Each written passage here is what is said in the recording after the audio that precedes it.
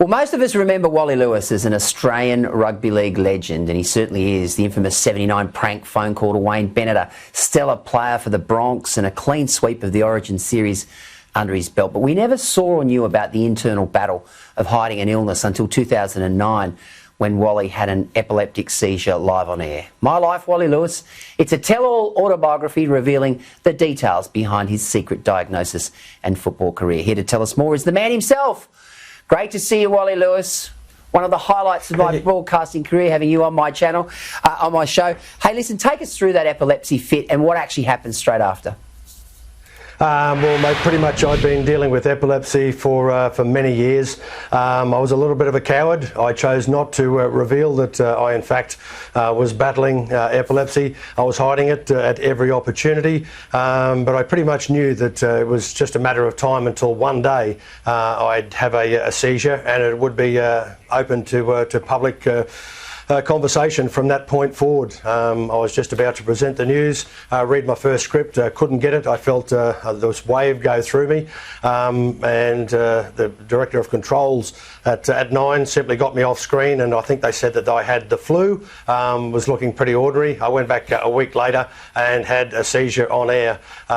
It was pretty much public knowledge from that moment forward, and I knew that I had to reveal what I was dealing with. And to be honest, Pete, I think I've got to say that it was probably the best thing that ever happened to me. It made me wake up to myself, and it also gave me the opportunity to be able to converse with plenty of other people in our great country that are dealing with epilepsy and are looking for some sort of advice on what they could do, who to turn to and where to go. And I know you do plenty of that, Wally. I know behind the scenes you do a lot of that charity work and you go and see people and visit them.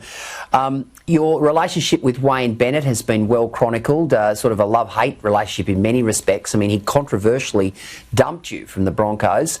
You talk about that in the book. How is your relationship with Wayne right now? Look, I think we get on pretty well. I don't think we're ever going to be the best of friends. We had a wonderful working relationship while we were in the Queensland State of Origin team. When Wayne came to see me the first time when I was captain and he was coach, he said, let's be honest, he said, you've never been that big on me and I've never been your biggest fan, so let's try and work things out. We spoke about a few key things. He told me exactly what he had in mind as coach and the pattern of play he expected to ask the Queensland team to present in order to try and achieve success in Origin football. He is the ultimate professional, I give him that. His thought process is a little bit different to plenty of other coaches, but I think that's a great thing. If we're all the same, there wouldn't be too much that it'd be hard to read in a footballer's mind or a coach's mind. He certainly has gone on to achieve enormous success with the Brisbane Broncos, St George, Illawarra as well, and you've just seen what he's been able to present for the Queensland State of Origin team when he was basically handed aside that everybody in Australian Rugby League football said that they had no chance of beating New South Wales. Bennett in charge. They won the series 2-1 and it was an outstanding series performance from the coach. Wally, I want to talk about that Queensland spirit. It's often spoken about. Many in New South Wales say it's a myth. But, you know, you talk to Paul Vaughton, you talk to Sam Backer, you talk to anyone who's put that Guernsey on, Chris Close, Billy Moore, and they say that players grow 10 feet tall. Is that right? That's exactly right, mate. They say they're 10 foot tall and bulletproof. What we do when we go out onto the field, we take plenty of pride out there. And when I was captain of the side, I used to turn around to the players just before we ran out at the door to step onto the field and just say, guys, when we go out here, be proud of the people we represent. They're going to give us enormous support. They don't turn on us when we lose a game. They simply think, oh, well, it was bad luck. We were beaten by a better team on the night. Just go out there and present everything about Queensland that's in your mind, and it really was a fantastic opportunity. I often tell the story and mention it in the book about what it was like with Ron McAuliffe in charge. He was a former federal senator that left no stone unturned in his efforts to get Queensland into the winners list. And I can remember McAuliffe being quizzed after we won the State of Origin series, and I'm pretty sure it was in 1984. It was our 5th year in a row that we'd achieved success, and I was getting quizzed by the media about who was the person that's most responsible for Queensland's success. and I was having a little bit of a thought process. McAuliffe jumped straight through and said, I know the answer to that one. It's the Lord. It's Jesus Christ. And you could hear all of the journalists, particularly south of the border, starting to roll their eyes and say, oh, the Senator's been on the port again here. Have a listen to this. Now Jesus Christ is playing fullback for Queensland. And he just stopped in his tracks and he said, I didn't say that, smart Alec. What I did was say that the Lord has been very good to Queensland. You see, we've got a team here that's Colin Scott, Kerry Boasted, Gene Miles, Mel Meninga, Chris Close, Wally Lewis, Mark Murray, Paul Vaughton, Wally Fullerton-Smith, Brian Niebling, Greg Dowling, Greg Canescu and Dave Brown.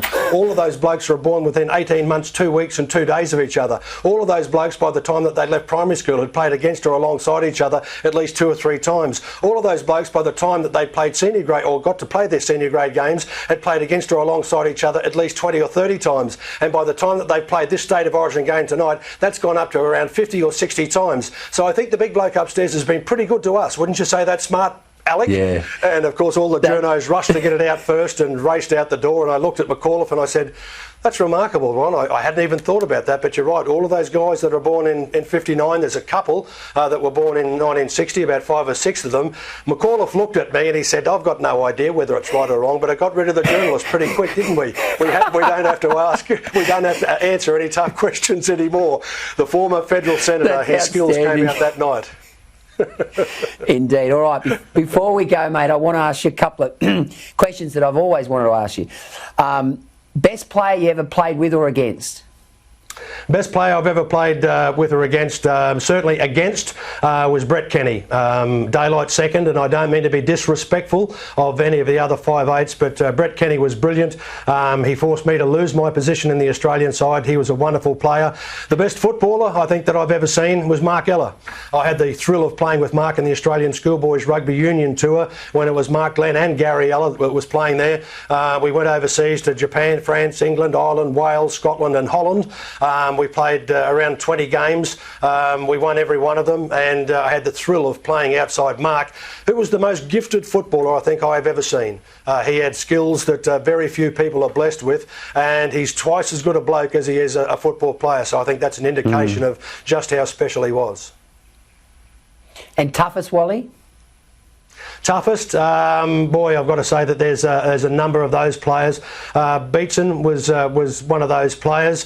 Certainly there's a number of other players that come to mind, and when I answer this question, there's probably a whole pile of guys that are a little bit bemused by the answer. I put it down to Alan Langer. I've seen him cop some horrendous hits over the years. He's the smallest bloke on the field, yet he gets up and kept going on time after time after time. And then there's another player that I had the thrill of playing outside of in the early State of Origin years. It was Mark Murray. He was a halfback. He didn't get a lot of credit in the game, but he was certainly one of those players. He could get hit with a 10-foot pole and he'd wait till full time till he'd show any sort of painting. He was a wonderful player that provided plenty of good look for me, made me get even bigger raps than I was due for on that night.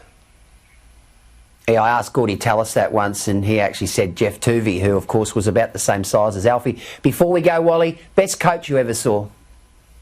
Mate, Bennett obviously is the coach that's got grand final wins to his name. Certainly that cannot be argued with. But for me, working one-on-one with a coach, it had to be Arthur Beetson. No doubt just one of the greatest players to represent Australia. You know, his pride in the Indigenous community as well was quite outstanding. But I think Arthur was smart enough, while a lot of people doubted his credibility, he was smart enough to know that when he was putting a challenge in front of each and every player in the Queensland State of Origin side, he didn't make it outlandish, he didn't make it impossible. He worked very well to make it quite comfortable for each and every player in the team. Sure. And Queensland, for a bunch of blokes that weren't regarded as anywhere near as good as their New South Wales opponents, he did a pretty good job, and we chalked up quite an impressive record.